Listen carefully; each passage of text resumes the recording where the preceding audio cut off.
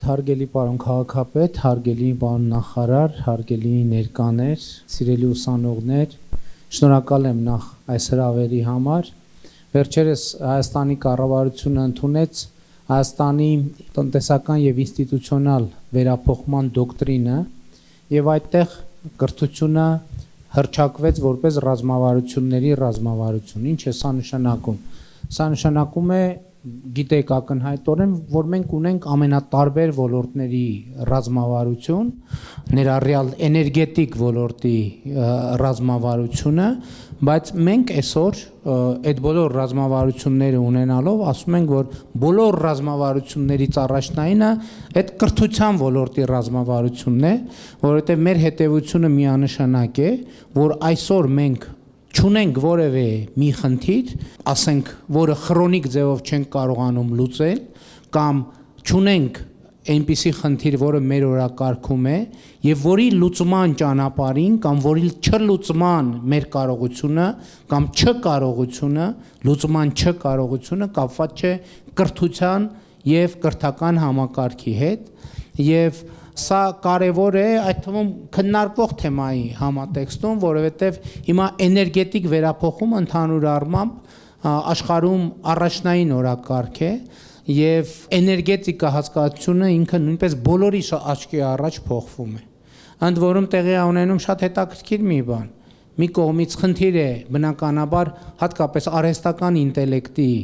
ներմուծման պայմաններում գիտեք, որ էլեկտրական էներգիայի սպառումը երկրաչափական պրոգրեսիայով աճում է, որովհետև արհեստական բանականության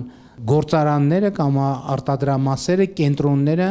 նրանք անսովոր չափերի էլեկտրաէներգիա են սպառում, բայց մյուս կողմից կա իհարկե նաև բնապահպանական խնդիր, բայց կա նաև արդյունավետության խնդիր, որ խնդիրը հետևյալն է եւ այսօր իմիջայլոց այս խնդրը Հայաստանում շատ սուր ձևով կանգնած է։ Մենք այսօր ցավոք սրտի Հայաստանի Հանրապետությունում ունենք տներ, բազմաթիվ տներ, որոնք այս ձմեռվա ցուրտ առավելևս մի 10 օրվա առաջվա ցուրտ եղանակի պայմաններում չեն տաքանում պատշաճ ձևի, պատշաճ կերպով, բայց խնդիրը այստեղ ոչ թե այն է, որ այդ տունը տաքացնելու համար անհրաժեշտ չափով էներգիա չի մտնում, այլ խնդիրն այն է, որ այդ միջավայրը, այդ էներգիան բավարար արդյունավետ ձևով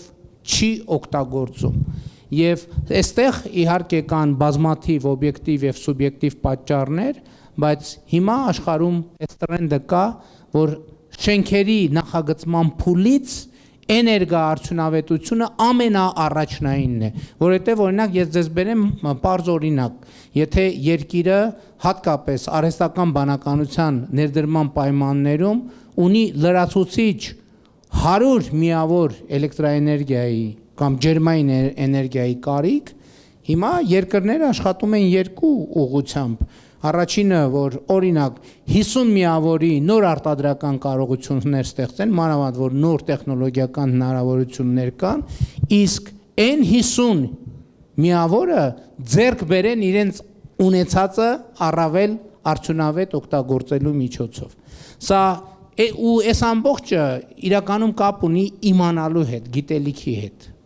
Ընդհանրապես արդեն շուտով 8 տարի Հայաստանի Հանրապետության վարչապետի պաշտոնը զբաղեցնելով ես եկել եմ այն համոզման, որ մեր խնդիրները, բոլոր խնդիրները, որ մենք ունեցել ենք եւ ունենք, դա կապված է չիմանալու հետ։ Ինչ որ մի բան չիմանալու հետ։ Ես օրինակ ձեզ այսպիսի մի թեմա առաջարկեմ, այդ միտքը ինձ շատ գրավում է եւ շատ տանջում է, որ հիմա արդեն ավելի քիչ կարող եմ այդպես ասել, բայց ընդհանուր առմամբ ինձ շատ հուզում էր այն, որ աշխարհը մեզ համար որպես հանրություն եւ որպես պետություն շարունակում է մնալ անծանոթ վայր։ Այսինքն պատկերացնեք, մենք ապրում ենք աշխարհում, բայց այդքան լավ չենք հասկանում, այս որտեղ ենք ընկել։ Այս ինչ է կատարվում մեր շուրջը։ Սա ինչ է։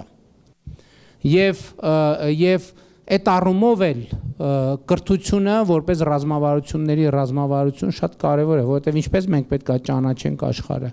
Մենք պետք է աշխարհը ճանաչենք կրթության միջոցով։ Կոնկրետ դեպքում միջազգային հարաբերությունների եւ դիվանագիտության ոլորտում մեր կրթության միջոցով, փիլիսոփայության ոլորտում մեր կրթության միջոցով, պատմության ոլորտում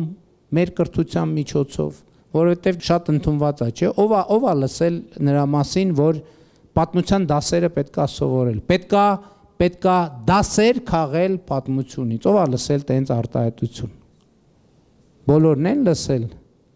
Իսկ ով է համաձայն դրա հետ։ Կամ ով համաձայն չի, լավ, ով համաձայն։ Լավ, ով չի լսել այն մասին, որ պատմությունից պետք է դասեր քաղել։ Բոլոր լսել են։ Իսկ ով համաձայն չի դրա հետ, որ պատմությունից պետք է դասեր քաղեն։ Կա մարդ, որ համաձայն չի դրանից, որ պատմությունից դասեր քաղել։ Հիմա տեսեք ինչ իրավիճակ։ Մենք երկու կոնսենսուս արձանագրեցինք։ Առաջինը, որ պատմությունից պետք է դասեր քաղել, չէ, մի կոնսենսուս էր, երկու հարցով մի հարց, մի կոնսենսուս եկան, որ պատմությունից դասեր քաղել։ Հիմա օրինակ իմ սեղանին դրված է եւ շատերից սեղանին դրված է կամ էական չի։ Հայաստանի գիտությունների ազգային ակադեմիայի հրատարակած հայոց պատմության հատորյակը, չգիտեմ քանի հատոր է, հագին տենց հատորներ են։ Հիմա պատմության դասը ձեզնից ով գիտի այդ որ գրքի որ հատորի որ էջումա գրած պատմության դասը, որ գնանք բացենք եւ կարդանք, սովորենք եւ դրանով մեր խնդիրները լուծենք։ Ով գիտի ներկաներից որ էջումա գրած, ոչ մեկ չգիտի։ Բայց մենք բոլորս գիտենք, որ այդ պատմության մեջ դաս կա։ Եվ այդ դասը պետք է սովորել, սա շատ կարևոր բան է եւ հետեւաբար սա այն հանելուկներից մեկն է, որը օրինակ ես փորձում եմ լուծել։ Եվ իմ կարծիքով վերջին տարիների մեր բոլոր քաղաքականությունները եւ որոշումները ես կարող եմ կոնկրետ նույնիսկ թիվ ասել 2024 թվականից սկսած մեր բոլոր որոշումները, որոնք մենք կայացրել ենք, կամ գուցե դրանից առաջ սենց կամած, քայլ տեմպերով եւ այլն, դրանք բացառությամբ բոլորը ամեն ինչ ուղիղ ձևով կապված են մեր պատմությունից մեր քաղաց դասերի հետ։ Եվ եթե դուք օրինակ ինձ հարցնեք, որն է մեր պատմությունից իմ քաղաց դասը, ես դες շատ կոնկրետ եւ կարճ մի դաս կասեմ, որ իմ սովորած դասը մեր պատմությունից այն է, որ մեր պատմությունը մեզ ասում է մի կրկնեք ինձ, որովհետեւ մեր պատմությունը խայտարակ ցիկլիկ է, այսինքն ինքը մի հատ կրկնվում է X տարում, հետո կրկնվում է 100 կամ 200 տարի հետո 100 կամ 200 տարի հետո 100 կամ 200 տարի հետո։ Հիմա մեր պատմությունից իմ քաղաց դասը հետևյալն է, կամ այն դասը, որ ինձ տալիս է պատմությունը, որ մի կրկնեք։ Եվ այս ցիկլի մասին է խոսքը։ Եթե մենք ուզում ենք, որ կինոն այլ կերպ ավարտվի, պետք է սցենարը փոխենք, որովհետև եթե սցենարը չփոխենք, կինոն մեկանույն ձևի է ավարտվելու, իսկ ոնց է ավարտվել այդ կինոն։ Այդ կինոն, որը վերաբերվում է մեր պատմության, ավարտվել է պետականության կորստով։ Այսինքն ցիկլը, որի մասին ես խոսում եմ, հետևյալն է. աշխարհաքաղաքական բարենպաստ միջավայրի պայմաններում երբեմն նույնիսկ մեր կամքից չկախված մենք ստացել ենք պետականություն, աշխարհաքաղաքական կոնյունկտուրան է այդպես եղել, հետո աշխարհաքաղաքական կոնյունկտուրան փոխվել է, ու մենք էլի անկախ մեր կամքից կորցրել ենք պետությունը։ Հիմա իմ կարծիքով եւ իմ գնահատմամբ ո՞րն է այսօրվա իրավիճակը։ Այսօրվա իրավիճակը այն է, որ մենք այդ ցիկլը անցանք 2020-ից 2025 թվականի ընթացքում մենք այդ ցիկլը անցանք։ Մենք այդ ցիկլի մեջ էինք, որ մենք պետքա կորցնենք, թե չկորցնենք, արդեն հասունացել էր, եկել էր այն պահը, որ պատմական այդ ցիկլի կուլմինացիային էինք մենք հասել, 20 թվին, 21 թվին, 22 թվին, 23 թվին, եւ այնուամենայնիվ 24 թվականին հանգուցալուծումը տեղի ունեցավ եւ տեղի ունեցավ պատմական ցիկլի փոփոխությունը։ Այն, որ մենք այն պահին, երբ որ պետքա կորցնեինք մեր պետությունը, մենք չկորցրինք մեր պետությունը։ Ընդ որում ես ձեզ ուզում եմ ասեմ, այդտեղ կան նույնիսկ կոնկրետ ամիսներ, ամսաթվեր, իրադարձություններ, եթե դա ձեզ հետաքրքրի, ես նույնիսկ դա կարող եմ կիսել եւ հիմա ինչպես առիթ ունեցել եմ ասելու, հիմա բոլորովին ուրիշ բան է տեղի ունենում Հայաստանի Հանրապետության հետ, զոհերի եւ զոհողությունների գնով